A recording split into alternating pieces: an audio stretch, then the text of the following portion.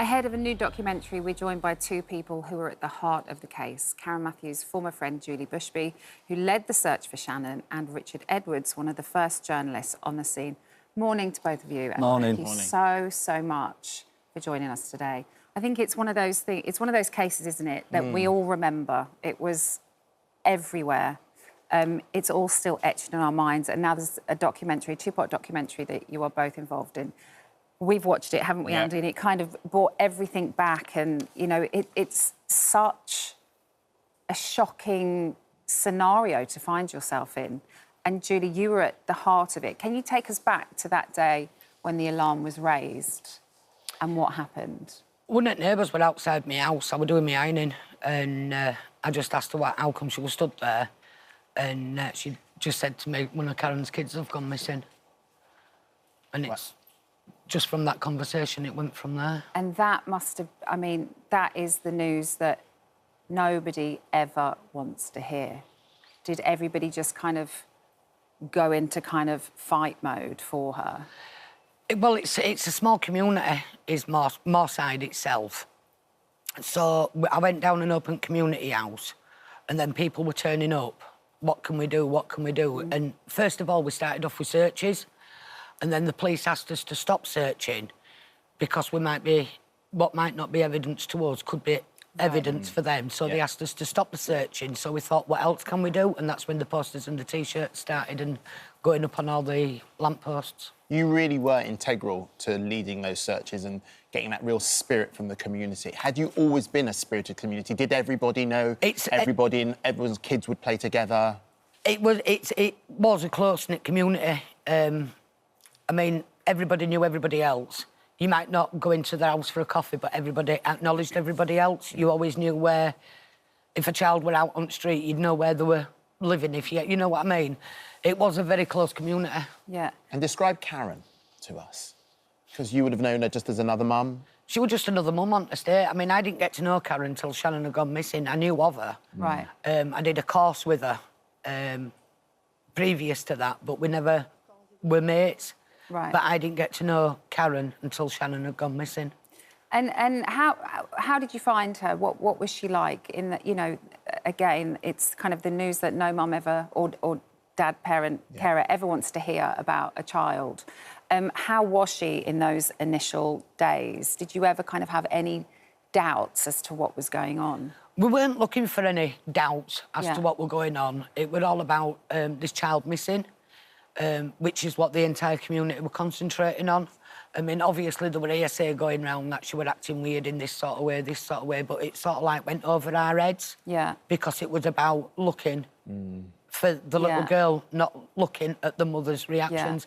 End of the day, you don't know how you'd react if you were in that position. No. Everybody's different. Because it's you like would go into absolute shock, well, it's like a you? grieving process, isn't it? Nobody grieves the same way. So when you've got a child missing, you don't know how you'd react, so you can't judge other people for how they react. Yeah. It was a 24-day search. Yeah. Where I assume you gave everything and everybody did. The community really got together. The moment you then heard that she was alive, that must have been, in some ways, shocking. Relief. I wouldn't say shocking. I'd have said relief. I mean, I never thought she were dead anyway. I mean, Richard can vouch for that. I never thought she were dead because no matter what TV programme you watch, whether it's the news or a documentary or anything, they always find something belonging to that person before they find the person. Yeah. And as long as they weren't finding anything, as far as I were concerned... Yeah, I see. I mean, I see your logic, and your logic makes sense. But Richard, thank you for coming as well, of course. You were a local newspaper journalist. This must have been a huge story for you, and it's something that you stuck with from that day one, didn't you? And they're still talking about it now all these years later, and seeing the run-up to it there, on those clips and the bit of footage, and Julie and I have been speaking about this the last couple of days as well, it still gets the emotions going, in some ways, even more than it did at the time, because at the time we were immersed in it, weren't we, from both the different roles that we were doing.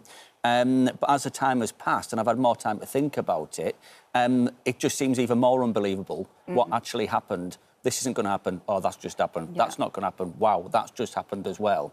And, you were so close to the story as well, though, because there was so much press and media coverage but the family really kind of welcomed you in, being a local journalist, and let you right into the heart of it. Well, and Julie was a big help with that, and that shows the power and the importance of local news and local media, because I worked for the Yorkshire Evening Post at the time, and a lot of people in Dewsbury and on the Moor side, which was and is a very, very special place with very, very special people living there, they read the paper.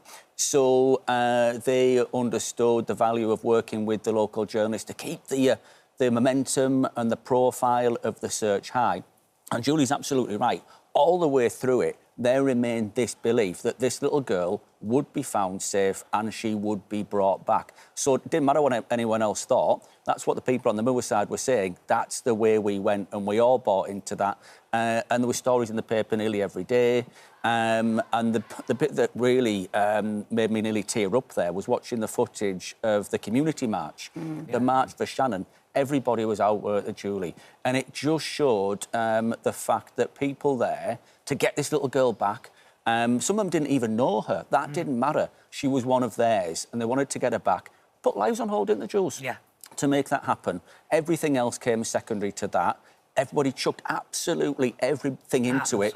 Totally. No one gave up hope, and then she was found. And that moment when she was found in the party on the Moor, wow, relief. It was a relief and a release, wasn't it? Yeah. It was absolutely... I'll never forget that day for as long as I live. So at any point, did you ever think that the mum was involved? No. Well, not until right towards the end, just before she was arrested. Yes, I saw her do some strange things. Yes, like Julie said, I heard her behaving in some strange ways. But how am I supposed to know how a parent, a mother in particular, is supposed to behave when they've got a child missing? Yeah. You can behave however you like. And because she gets the free pass, the benefit of the doubt, you might be covering up the fact that you're absolutely dying inside. Yeah. So even any bits of slightly strange behaviour, I just put to one side. I didn't forget about it, but not for 1 second did I think, all right, well, she knows where Shannon is and she's in a flat 1.5 miles away. No, I didn't think that. Towards the end, yes, but only towards the real end, maybe a few days before she was arrested. Until then, no. It was all about the behaviour of a woman who was under massive, massive pressure, and on top of that, the pressure of having the daughter missing was also at the forefront of the campaign to bring her back. So that's how I explained it away to myself. So what was it towards the end in those last couple of days that made you start to rethink? Couple of things. The conversation on the estate was at fever pitch by then, and a lot of people were talking about Karen's strange behaviour, but more and more people had actually started to say that she'd been involved. And there was one particular night, and to this day, I've never known who this person was. It was a Sunday night. It was a few days before Karen was arrested, Jules. And a car pulled up on the estate. I was working. It was late on the Sunday. It was dark. And a guy got out and he said, at the car, and he said, "Where's that Richard Edwards from the Yorkshire Evening Post?" And I thought, oh, no, I've done something to offend this fella, but I need to front up. So I said, "That's me." He came over. It was right at the end of Moorside Road, and he pointed towards the house and he went, "She's done it. She's known where that little girl has been all along." Then got into the car and drove off. I thought, right, that was weird. And that was on the top of the other stuff I'd been hearing. And then 3 days later, Karen was arrested. And you've no idea who that person was? To this day, don't know who he was. So if he's watching this and wants to get in touch with me just to explain who he is and just clear up that tiny little outstanding part of the story, I would love to hear from him, because he didn't tell me who he was, but he was right. And Julie, what about with you? When did you start to really kind of think something's not quite right here? Me and Natalie had doubts. Same again, down to rumours that were going round the estate. So Natalie had said, "I've got some questions I want to ask her." So I said, right, I'll see if I can sort something out. This were like on the night. So then the following morning, I rung local Bobby Kench, and he said, "Well, I'll pick you up." So then I rung family liaison officer, and she says, "Well, I'll pick Karen up." I mean, it wasn't arranged as arranged. She picked Karen up. Kench picked me and Nats up. We met in Batley Town Centre. We got out of the police van, went over to family liaison officer's car, climbed into the back. Karen was sat in front.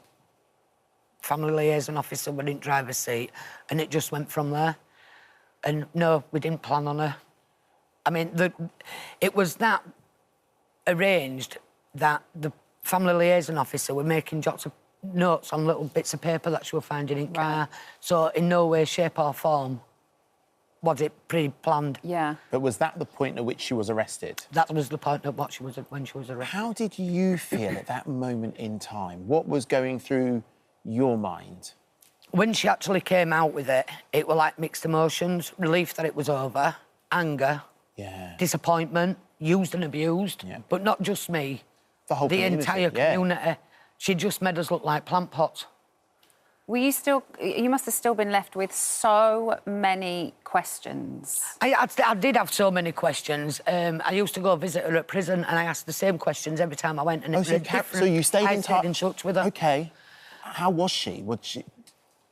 Well, there were times I went and she was black and blue, but she'd walked into that many doors. Right. But I just wanted the truth, and it didn't matter how many times I asked, it was a different story every time I went. Right. So you've never really had any clarity from her? She just tells me she was scared at family. That's all I ever get. Right. Richard, it was made into... The BBC dramatised it a few years ago. It's going to be out now again. Will you watch it? Is it...? Yeah, definitely. And one of the reasons... well, the main reason that I'm still happy to talk about it all these years along, and Julie and I have spoken about this over the last few days, is because it's a story about community and togetherness and the amazing people, Julie at the front of it all, who never once wavered in that belief that what they were doing was going to get that little girl back. If there'd been another outcome, I might have done an interview or two straight afterwards, but that would have been it, and I wouldn't be talking about it all these years down the line. But that didn't happen. She was found safe, and that community shone like a star. And that's why I'm still happy to go there and to talk about it now. Julie and I are mates. We've been mates for, 17 years. Probably feels a lot longer for you, doesn't it? And it's a special place with special people, and they set out, they did what they set out to achieve, and that should never be forgotten. What an amazing community. You can see that, can't you, in the documentary, the community spirit, how everybody gets together, and how integral you both were to everything that happened and the outcome, and obviously the safe return of Shannon.